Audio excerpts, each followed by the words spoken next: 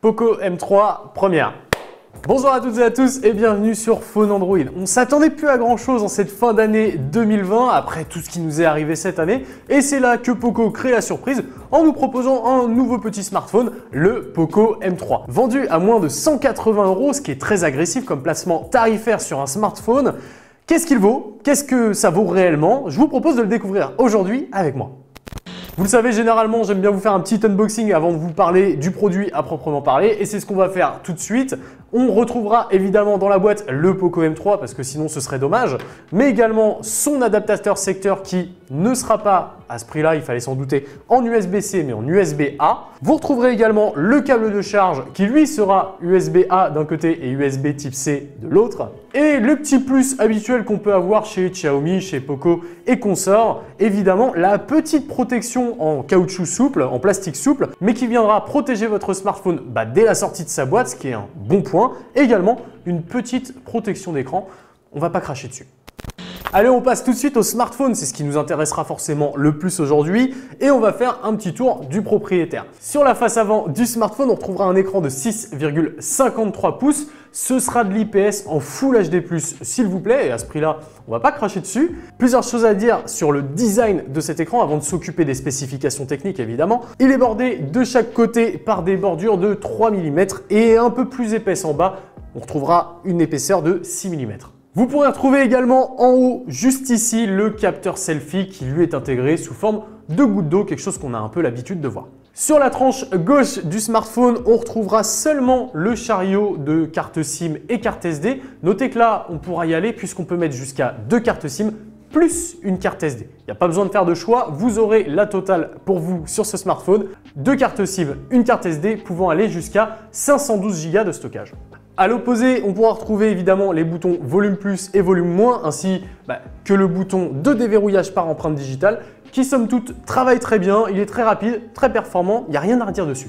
Sur le dessus du smartphone, on retrouvera pour commencer un petit port infrarouge. Vous connaissez chez Android, c'est quelque chose qu'on voit régulièrement. Ça vous permettra par exemple d'utiliser votre smartphone comme télécommande pour votre télé, mais également un petit port mini jack pour brancher un casque, des écouteurs, bref, tout ce que vous voulez dessus. Au-dessous de l'appareil, on retrouvera un haut-parleur, juste ici, le port de charge en USB-C, évidemment le micro, parce que sinon on ne pourrait pas passer d'appel. C'est surtout à l'arrière que le design du Poco M3 s'affirme vraiment. On a un parti pris assez violent de mettre un grand rectangle noir juste ici, avec seulement le module photo ici et le nom de la marque sur la droite. On aime ou on n'aime pas, personnellement je trouve que c'est vraiment cool, ça donne un côté très moderne au design. Là on a la version noire, mais je vous invite à aller voir sur internet la version jaune qui elle donne encore plus de style, encore plus de cachet, notamment parce que malgré que ce gros rectangle noir soit présent, je trouve que quand on regarde le téléphone quand il est jaune, ça fait quand même vachement épuré et vachement moderne. Notez que quand même l'ensemble du smartphone est en plastique, mais cependant plastique de très bonne qualité. Il sera légèrement texturé, un peu comme du simili-cuir, qui vous permettra une meilleure prise en main et aussi d'éviter les traces de doigts. Pour ce qui est des coloris, 3 choix s'offriront à vous, notamment le premier qu'on a juste ici, c'est le noir, mais vous pourrez retrouver également le jaune appelé le jaune Poco et le bleu intense. Personnellement, moi j'ai ma petite préférence pour le jaune. Allez, on va rentrer un petit peu plus dans le vif du sujet avec cet écran, comme je vous le disais précédemment, une dalle IPS HD+, proposant une résolution de 2340 par 1080 pixels et 395 pixels par pouce. C'est, comme je vous le disais, une dalle de 6,53 pouces, qui est quand même vraiment généreux sur un smartphone à ce prix-là. Alors par contre, il ne faudra pas demander des gros taux de rafraîchissement, on restera sur du standard, du 60 Hz. Je trouve vraiment que c'est génial que Poco propose ici un smartphone en Full HD+, quand on sait qu'il y a certains constructeurs qui se positionnent sur la même gamme tarifaire, mais par contre proposent des écrans en HD seulement. Dalle LCD IPS oblige, on n'aura pas les meilleurs taux de contraste du marché, on sera sur du 1500 pour 1, mais au-delà de ça, l'écran reste très agréable à utiliser, les couleurs sont vives, le contraste est présent, mais petit souci surtout au niveau de la luminosité. J'ai été obligé de passer par les paramètres pour aller booster la luminosité de cet écran qui sinon reste très terne. C'est pas compliqué, pour booster un petit peu la luminosité, vous allez dans les options qui s'appellent niveau de luminosité tout simplement. Vous activez le mode lumière de soleil et ça accentuera un peu la luminosité de votre écran, ce qui vous permettra de l'utiliser un peu plus à votre aise. L'ensemble est recouvert par du Corning Gorilla Glass 3. C'est pas la meilleure version, mais ça reste une version très fiable. Je vous conseille quand même de remettre une petite protection par-dessus pour le faire durer dans le temps. Allez, on va faire un petit point sur l'audio parce que sur un smartphone à moins de 180 €, il y a quand même quelque chose d'intéressant. Poco nous propose ici un smartphone qui délivre du son stéréo. Vous aurez le premier haut-parleur qui sera sous le smartphone et le deuxième, c'est le haut-parleur d'écoute comme quand vous avez vos conversations. Et force est de constater que le son est plutôt bien. Les basses fréquences, évidemment, sont un peu manquantes, mais c'est quelque chose qu'on a l'habitude de voir sur des smartphones de façon générale, donc il ne faudra pas trop s'en douter. Au-delà de ça, l'ensemble des fréquences sont bien équilibrées et la distorsion semble plutôt bien maîtrisée, même à plein volume. Comme je vous le disais précédemment, vous avez en plus de ça le mini jack en 3,5 mm qui vous permettra de connecter n'importe quel casque du marché et vous pouvez aussi partir sur une connectivité sans fil avec le Bluetooth 5.0. Personnellement, pour la meilleure écoute, je vous conseille évidemment du Bluetooth 5.0. Après, c'est à vous de voir. Côté hardware, c'est là que le bas blesse un peu plus. Poco a choisi un processeur entrée de gamme de ce début d'année, le Snapdragon 662. Il est équipé de 8 cœurs Cryo 260 fréquencés à 2,0 GHz et la partie graphique est traitée par un GPU Adreno 610. C'est un processeur de chez Qualcomm qu'on a déjà eu l'occasion de voir. C'est loin d'être le meilleur du marché puisque ça reste un SoC entrée de gamme, mais sur un smartphone à ce prix-là, il délivre quand même de belles performances. Le smartphone sera proposé en deux versions et dans les deux versions, le SoC sera épaulé par 4 Go de RAM en LPDDR4X. La seule différence, ce sera au niveau de la mémoire interne utilisée. Sur la version 64 Go, vous aurez le droit à de la mémoire UFS 2.1 et sur la version 128 Go de stockage, vous aurez le droit à de l'UFS 2.2. Évidemment, que ce soit la version 64 ou la version 128 Go de ce Poco M3, prenez en compte le fait que l'OS est installé dessus et donc que vous perdrez un peu en mémoire interne réellement utilisable. Sur la version 128, on se retrouve grosso modo avec 110 Go d'utilisable et sur la version 64, ce sera plus que 50 Go qui seront disponibles pour stocker vos données. Bon, côté performance, vous l'aurez compris, on n'est pas là sur le meilleur smartphone du marché. Il s'en sort, pas plus. Dans les tâches du quotidien, que ce soit des réseaux sociaux, des applications mobiles ou de la VOD sur YouTube ou Netflix, ça marchera sans souci. Par contre, si vous commencez à lui en demander beaucoup, notamment en termes de jeux vidéo, type Call of Duty Mobile, Genshin Impact, clairement oublié. Vous allez ressentir des très grosses baisses de framerate et ça entachera énormément l'expérience utilisateur à ce niveau-là. Pour ceux qui aiment les benchmarks, je vais vous donner quand même quelques petites données. Sur Slingshot Extreme de 3D Mark, par exemple, il n'a obtenu un score que de 1183, ce qui le place dans les 33% des smartphones les moins puissants du marché. Ça fait un peu mal. Ne vous orientez donc pas sur ce smartphone si votre attente est de jouer, d'avoir une console de jeu portable et que vous attendez de votre smartphone de délivrer de grosses performances. C'est ni le but ni la cible de ce Poco M3. Ici, on est sur un smartphone qui réussira sans problème à faire tourner les tâches du quotidien, mais dès qu'on sort un peu des sentiers battus, le Poco M3 il s'incline.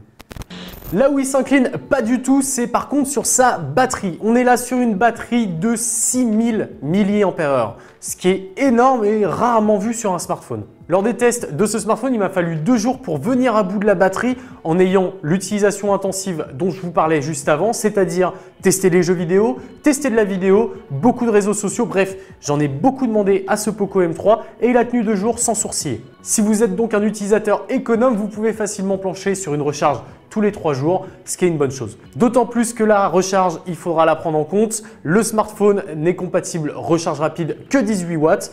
Pas de charge à induction, pas de charge rapide plus rapide que 18 watts, malgré que l'adaptateur secteur qui est fourni est capable lui de délivrer 20 watts. C'est étrange, mais vous voulez vous le notifier, il y a quand même une différence entre les capacités du chargeur et les capacités du smartphone. Au moins vous le savez. Pour le recharger, du coup, il faudra prendre son temps, il faut compter 2 heures, voire 2 heures et quart pour le recharger de 0 à 100. Il faut prendre son temps pour le recharger, mais vous avez le temps pour le décharger puisqu'il a une grosse autonomie. C'est un mal pour un bien.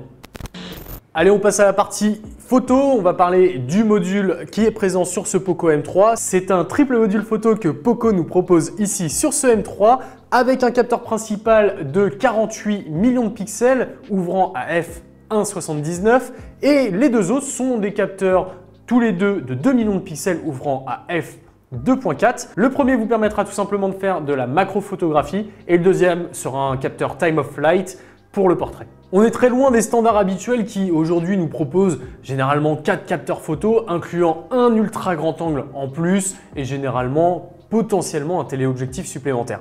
Là, on est très simple, un capteur principal, un capteur macro, quelque chose pour améliorer un peu le portrait, mais ce sera tout. Bon, dans l'absolu, ces capteurs, dans des conditions de luminosité optimales, ils s'en sortent plutôt bien. Mais très vite, quand vous allez avoir des conditions un peu spécifiques, si vous êtes à contre-jour ou quoi ou qu'est-ce, le HDR est très mal géré, le bruit va se faire omniprésent, que ce soit en mode HDR ou en mode nuit, les zones sombres seront bruitées comme jamais. Mais la grosse faiblesse de ces capteurs pour moi, c'est pas tellement les capteurs en soi, c'est plutôt le traitement logiciel qu'il y a derrière, qui a tendance malheureusement à trop lisser l'image et à nous faire perdre du détail. Ça casse un peu le cachet de l'image. Sinon, au-delà de ça, les couleurs sont vives, le contraste est relativement présent, ça reste des photos exploitables, même si ce ne sera pas les meilleurs du marché. Le capteur macro est quant à lui clairement pas le meilleur du marché. Si au premier coup d'œil ça peut sembler correct, très vite si on zoome un tout petit peu ça devient une bouillie de pixels. Personnellement moi ce que je conseillerais c'est de prendre des photos avec le capteur de 48 millions de pixels et de faire un petit crop dans l'image, vous perdrez moins de qualité. Côté selfie, on aura le droit à une caméra de 8 millions de pixels qui s'en sortira plutôt bien dans l'exercice de l'autoportrait. Évidemment, puisqu'on n'a qu'un seul capteur et qu'on n'a pas d'autres capteurs pour assurer le calcul de profondeur de champ, on se retrouvera avec un détourage qui sera seulement logiciel. Et pourtant, le Poco M3 s'en sort plutôt bien.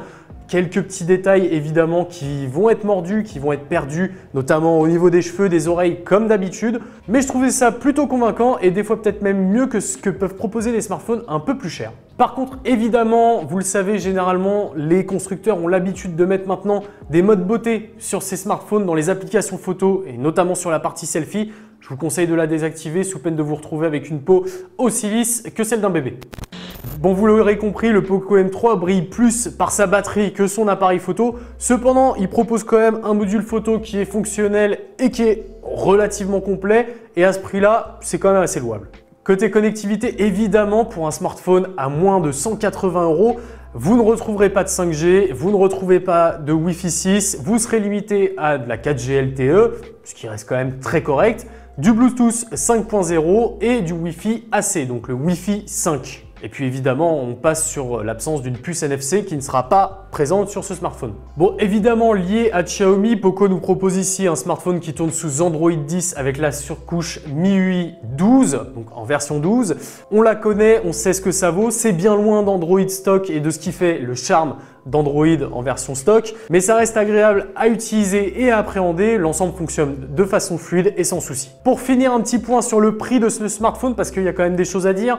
Ce smartphone est proposé en deux versions, les deux seront disponibles en 3 coloris comme je vous l'ai dit précédemment. La première version de 64 Go de stockage épaulée par 4 Go de RAM est proposée à 149 €.